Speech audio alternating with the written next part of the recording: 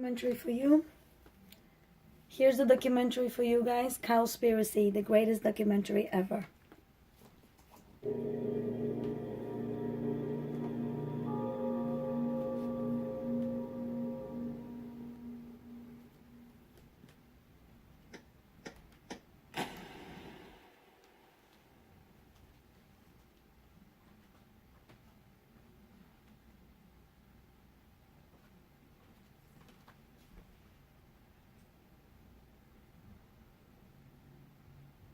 The world's climate scientists tell us that the highest safe level of emissions would be around 350 parts per million of carbon dioxide and greenhouse gases in the atmosphere. We're already at 400. They tell us that the sort of safest we could hope to do without having perilous implications as far as drought, famine, human conflict, major species extinction would be about a 2 degrees Celsius increase in temperature.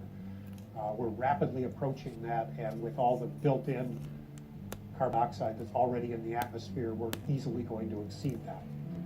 So on our watch, we are facing the next major extinction of species on the Earth that we haven't seen since the time of the dinosaurs disappearing. When whole countries go underwater because of sea level rise, when whole countries find that there's so much drought that they can't feed their population, and as a result they need to desperately migrate to another country or invade another country, we're going to have climate wars in the future. And what about livestock and animal agriculture? Well, what about it?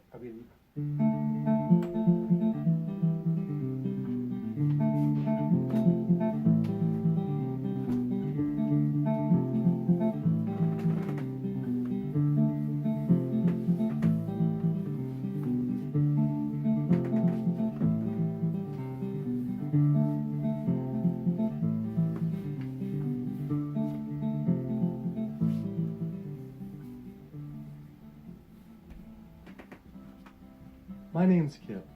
This is me. I had a cliche U.S. American childhood. My mom was a teacher, my dad was in the military, and I have one sister. I played all the sports growing up, but I always loved the outdoors and camping. Life was simple, not a care in the world. And then this guy showed up. Like so many of us, I saw his film An Inconvenient Truth about the impacts of global warming, and it scared the emojis out of me. In Al Gore's film, he describes how our Earth is in peril. Climate change stands to affect all life on this planet. From monster storms, raging wildfires, record droughts, ice caps melting, acidification of the oceans to entire countries going underwater. That could all be caused by humans' demands on the Earth. I wanted to do everything I could to help. I made up my mind right then and there to change how I lived and to do whatever I possibly could to find a way for all of us to live together, in balance with the planet sustainably forever. I started to do all the things Al told us to do. I became an OCE, Obsessive Compulsive Environmentalist. I separated the trash and recycling. I composted, changed all the light bulbs, took short showers, turned the water off when I brushed my teeth, turned off lights when leaving a room, and rode my bike instead of driving everywhere. But as the years went by, it seemed as if things were getting worse. I had to wonder, with all the continuing ecological crisis facing the planet, even if every single one of us adopted these conservation habits, was this really going to be enough to save the world? It just seemed that there was something more to the story. I thought I was doing everything I could to help the planet. But then, with one friend's post, everything changed. The post sent me to a report online published by the United Nations stating that raising livestock produces more greenhouse gases than the emissions of the entire transportation sector. This means that the meat and dairy industry produces more greenhouse gases than the exhaust of all cars, trucks, trains, boats, planes combined. Cows and other farmed animals produce a substantial amount of methane from their digestive process. Methane gas from livestock is 86 times more destructive than carbon dioxide from vehicles. Here I'd been riding my bike everywhere to help reduce emissions, but it turns out there's more to climate change than just fossil fuels. I started doing more research. The UN, along with other agencies, reported that not only did livestock play a major role in global warming, it is also the leading cause of resource consumption and environmental degradation destroying the planet today. How is it possible I wasn't aware of this? I thought this information would be plastered everywhere in the environmental community. I went to the nation's largest environmental organizations' websites, 350.org, Greenpeace, Sierra Club, Climate Reality, Rainforest Action Network, Amazon Watch, and was shocked to see they had virtually nothing on animal agriculture. What was going on? Why wouldn't they have this information on their main page? It seemed the main focus for many of these groups was natural gas and oil production, with fracking being the latest hot issue due to water usage and contamination. Hydraulic fracturing for natural gas uses an incredible amount of water. A staggering 100 billion gallons of water is used every year in the United States. But when I compared this with animal agriculture, raising livestock just in the US consumes 34 trillion gallons of water. And it turns out the methane emissions from both industries are nearly equal. Living in California, a state plagued by drought and water shortages, water use is a major concern for many of us. The average Californian uses about 1,500 gallons per person per day. About half of that is related to the consumption of meat and dairy products. So meat and dairy products are incredibly water intensive, in part because the animals are using very water intensive grains. That's what they eat. And so all of the water embedded in the grain and that the animal eats essentially is considered part of the virtual water footprint of that product. I found out that 1/4 pound hamburger requires over 660 gallons of water to produce. Here I've been taking these short showers trying to save water, and to find out just eating one hamburger is the equivalent of showering 2 entire months. So much attention is given to lowering our home water use, yet domestic water use is only 5% of what is consumed in the US versus 55% for animal agriculture. That's because it takes upwards of 2,500 gallons of water to produce 1 pound of beef. I went on the government's Department of Water Resources' Save Our Water campaign, where it outlines behavior changes to help conserve our water, like using low-flow shower heads, efficient toilets, water-saving appliances, and fixed leaky faucets and sprinkler heads, but nothing about animal agriculture. When I added up all the government's recommendations, I was saving 47 gallons a day, but still, that's not even close to the 660 gallons of water for just one burger. I wanted to see if I could somehow talk with the government about this. Just calling to see if we could schedule an interview. Yeah, that would be good. What does your schedule look like this afternoon or tomorrow afternoon? Tomorrow afternoon could be good. For the urban environment, there are a lot of things that can be done. Indoors, using low-flow shower heads, low-flow faucets, efficient toilets, efficient water-using appliances. All those are really good areas that can help quite a lot. But the biggest water savings is from outdoors. We have to be mindful of the way we use water. We have to use it as efficiently as possible. We have to protect its quality, and we have to be good stewards of the environment that depend on water. And checking the sprinklers. A lot of time we get a lot of leaks and broken sprinklers and things like that wastes water. Those are the areas that there's a lot of room for conservation. It kept on coming up. A lot was of animal agriculture. Can you comment on that at all, about how much that plays a role in water consumption and pollution?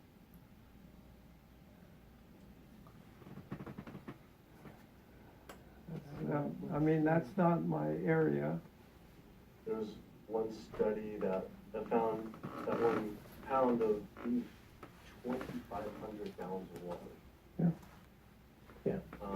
Eggs is 477 gallons of water, and cheese almost 900 gallons. I mean, I guess it's one simple, why isn't it on Save Our Water? Just kind of like if you went to someone's house and my neighbor has a faucet, dripping, and then you see this giant hose turn full blast until 660 gallons of water are shooting out into the street, flooding the entire street.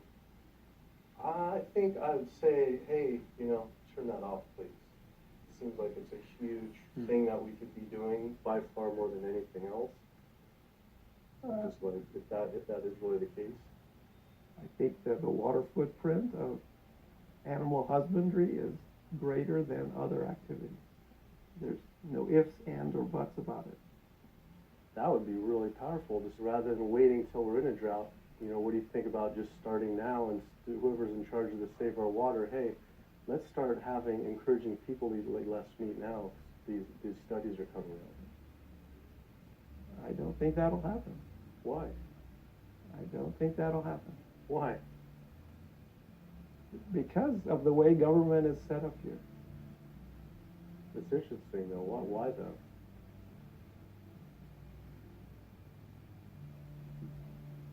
One is water management, and the other one is behavior change. Behavior of taking showers and not watering your lawn and doing all that, that's behavior.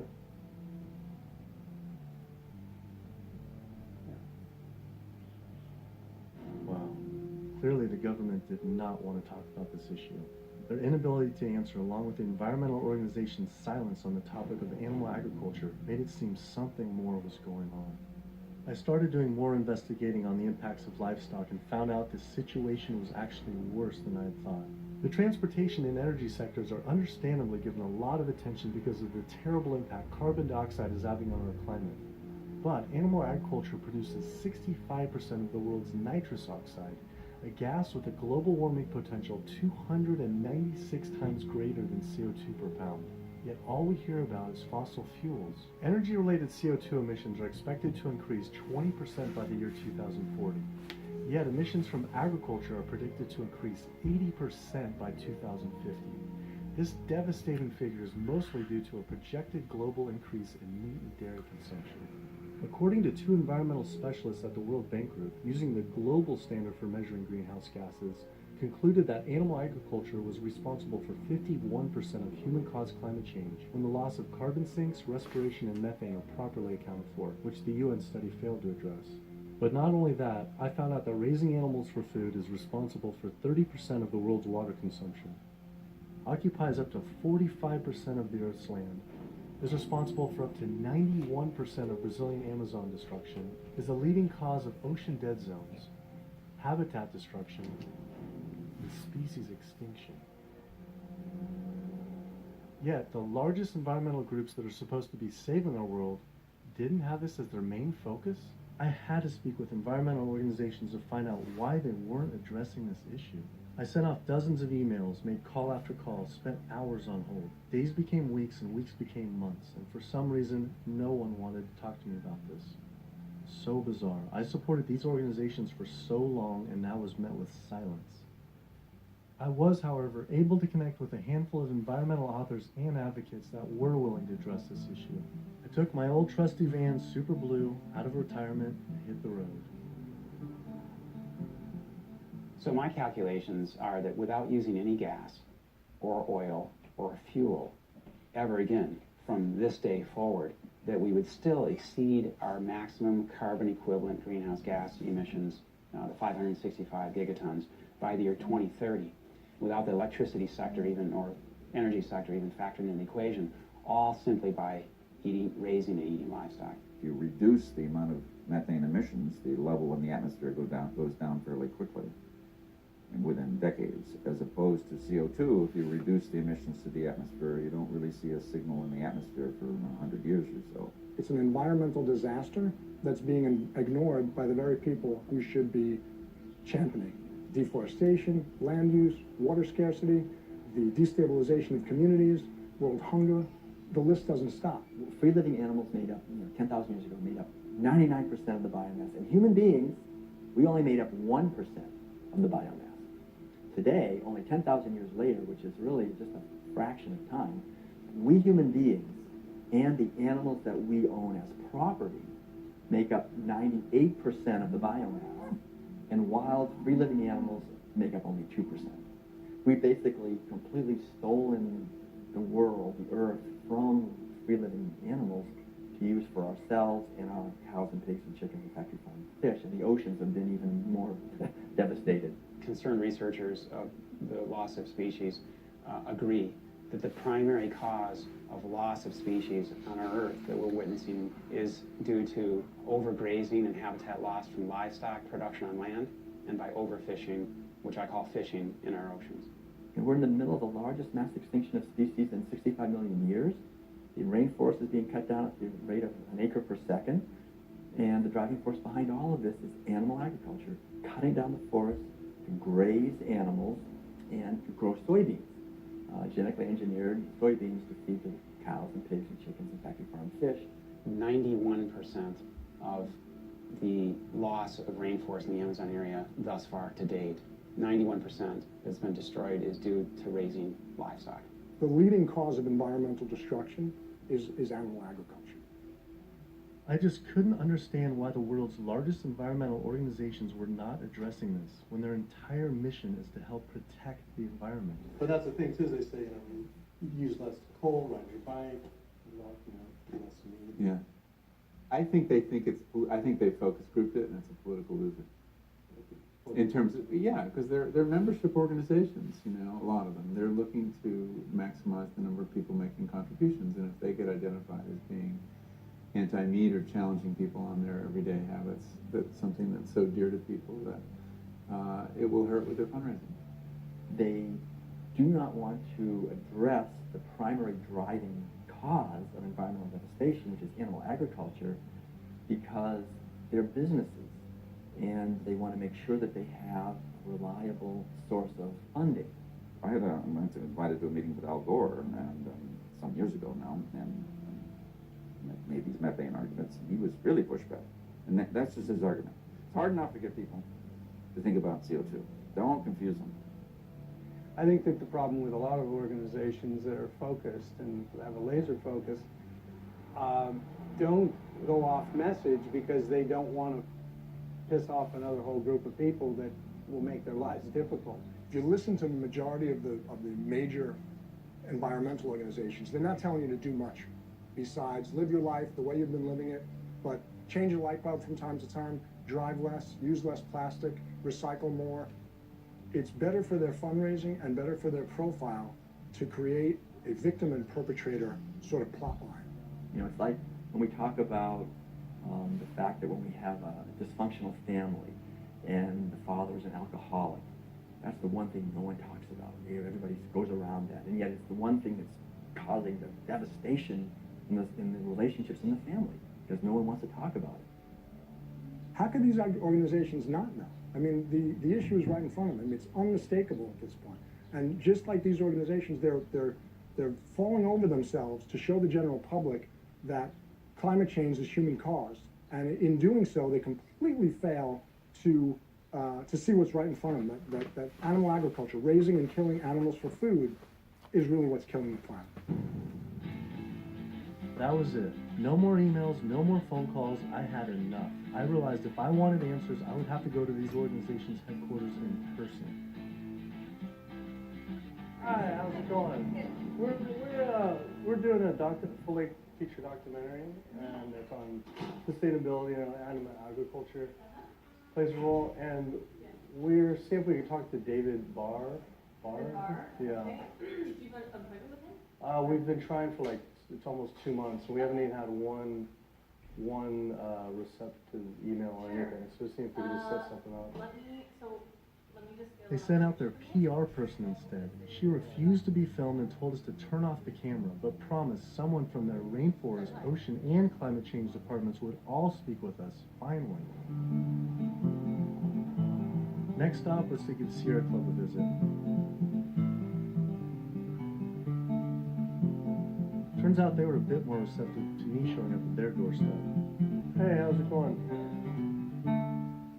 With the climate change, what's the leading cause of that? Well, it's basically burning too many fossil fuels. So coal, natural gas, oil, tar sands, oil shale, all these new exotic fuels that are kind of hybrids between them. But that's basically what is loading up the atmosphere. So we have this greenhouse effect where the heat is getting trapped and the temperatures are soaring at a rate that has never existed in the history of the Earth. And what about livestock and animal agriculture? Well, what about it? I mean, we'll do it just research. A couple of the UN report says it's more livestock accounts for more than all Transportation put together a recent 2009 World Watch report. Livestock causes 51% of all greenhouse gas emissions. Yeah, well, it is a big issue, and we need to address that as well. But, you know, there's just so many different potential sources of methane and carbon emissions. If the number one leading cause is animal agriculture and meat consumption, then doesn't that need to be the number one focus, if not the number two? Well, that's your assessment. Our assessment is different. That was bizarre. So Greenpeace got back to me today and said, it was great to meet with you yesterday. I've spoken with various people here at Greenpeace about your request, but I'm afraid we're not going to be able to help this time. Thanks again, and we wish you the best of luck. Greenpeace's response reminded me of the statistic that 116,000 pounds of farm animal excrement is produced every second in the United States alone. That is enough waste per year to cover every square foot of San Francisco, New York City, Tokyo, Paris, New Delhi, Berlin, Hong Kong, London, Rio de Janeiro, Delaware, Bali, Costa Rica, and Denmark combined. Livestock operations on land has caused created more than 500 nitrogen flooded dead zones around the world in our oceans, comprise more than 95,000 square miles of areas completely devoid of life. So any meaningful discussion about the state of our oceans has to always begin by frank discussions about land-based animal agriculture, which is not what our conservation groups, Oceana being the largest one in the world right now, the most influential, as well as others, that's not what is at the apex of their discussions. I went on my favorite ocean protection organization's website, Surfrider Foundation, to see what they were doing about this. Mostly what I found were campaigns about plastic bags and trash, but nothing about animal agriculture. What is the number one coastal water quality issue polluter? Yeah, I mean, a lot of it, it's actually, we call it the toxic cocktail, because it really is this sort of diffuse source. So it's, heavy metal from tires and brakes and cars, heavy metals. It is these herbicides and pesticides. So it's really just, it's kind of picking up the everything we leave on the ground and collecting it together and pushing it out into the ocean. So it's hard to actually target like one thing. We're doing our research on this particular one and runoff, and just kind of increasingly as we're like interviewing more and more people, it keeps coming up. The animal agriculture as being, we read animal agriculture as being the number one water polluter, considerably by more than any other. Yeah, that's interesting. I think, I guess it depends on the regions that you focus on, like the urban areas, which is sort of like where we are here in Southern California. We don't see that because there's not a lot of sort of agricultural farms, but if you look in the mid-Atlantic, sort of Maryland, Virginia, North Carolina, that region, I know there's a lot of poultry farms and a lot of hog farms, and it's a huge waste issue. I was surprised that not only did they not focus on farm runoff, but they also didn't mention any campaigns about how our oceans are in near collapse. The UN reported that 3/4 of the world's fisheries are overexploited, fully exploited, or significantly depleted due to overfishing. The oceans are under siege like never before, and marine environments are in trouble. And if we don't wake up and do something about it, we're going to see fishless oceans by the year 2048. That's the prediction from scientists. The fact that when people look at fishing, sometimes they're only looking at the fact of the animals who are actually consumed by humans, and we're not necessarily looking at all the animals who are caught in the drift nets, all the other animals who are killed in the industry. We're at over 28 billion animals were pulled out of the ocean last year. They're not ever given a chance to recover. They can't recover. They don't multiply that quickly. They don't, they don't come back. We're not giving them an opportunity. The way fishing is done today to feed the demand for 90 million tons of fish is primarily through massive fish nets. For every single pound of fish caught, there is up to 5 pounds of untargeted species trapped, such as dolphins, whales, sea turtles, and sharks, known as bykill. If we were to imagine this same sort of practice happening on the African savanna, targeting gazelle, but in the process scooping up every single lion, giraffe, ostrich, and elephant, nobody would stand for it. Yet, this is what is happening in our oceans every single day. Between 40 and 50 million sharks each year are killed in fishing lines and fishing nets as bykill. Then their fins might be cut off or not cut off, but they're caught initially as bykill, and it's from fishing. It's from fishing in a sustainable manner, in many cases, for fish that are labeled sustainable by, for instance, Oceana and these sustainable certified organizations.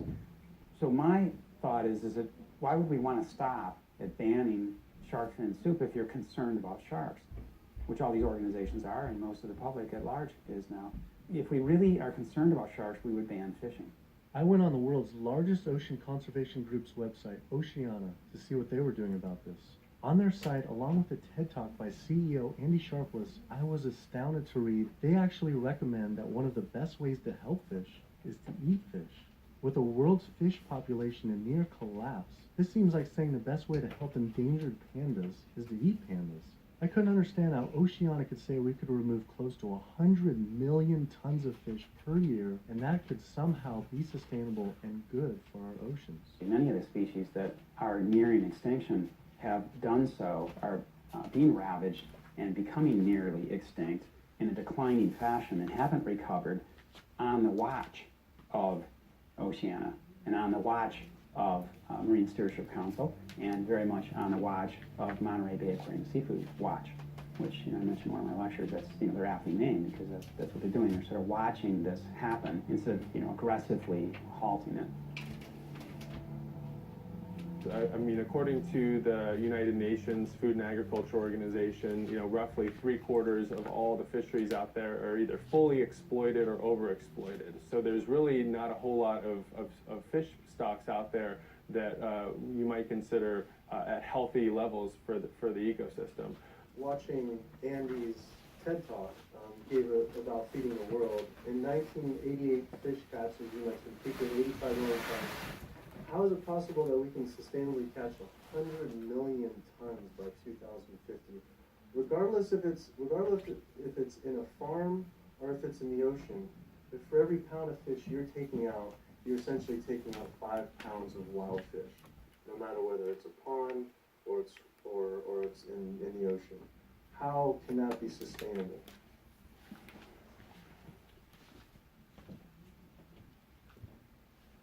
The ultimate question, right, is that there is a tremendous amount of natural production that is basically coming out of the oceans all the time. So we have a massive amount of upwelling from our ocean conveyor belt that's bringing up ancient 1,000-year-old nutrients, and our ecosystems are turning that into fish.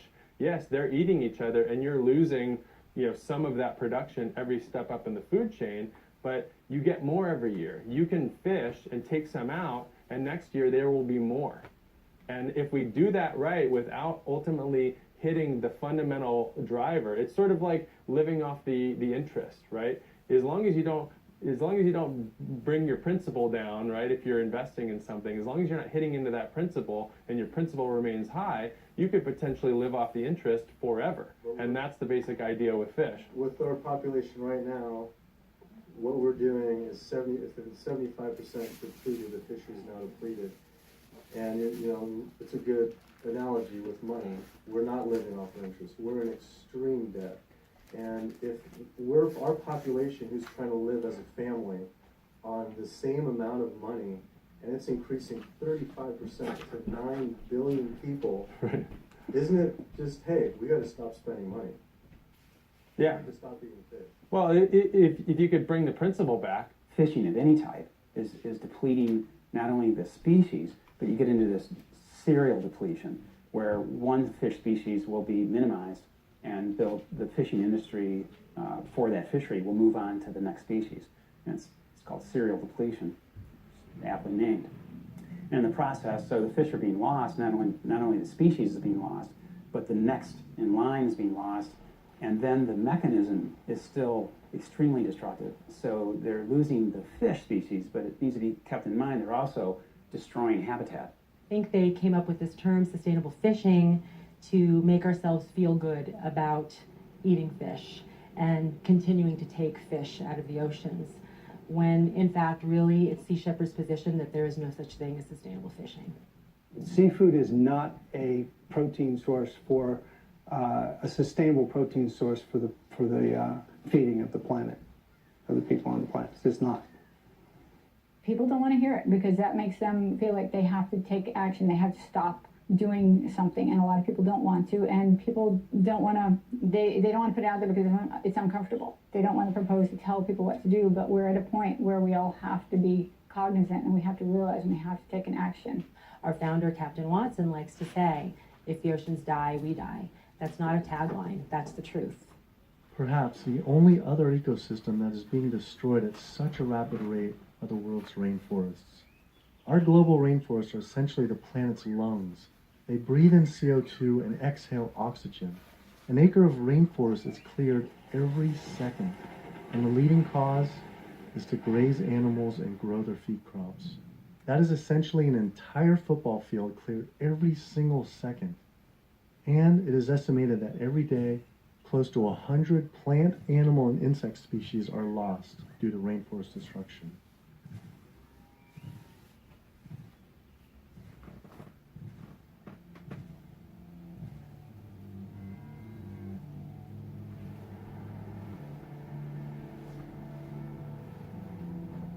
What is the leading cause, absolute leading cause of rainforest destruction?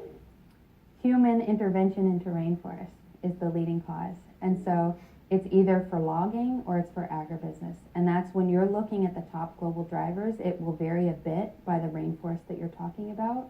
But the way that we're choosing to use these natural resources on a large industrial scale is the leading driver. When I went on Rainforest Action Network's website, I couldn't believe I didn't see anything about cattle.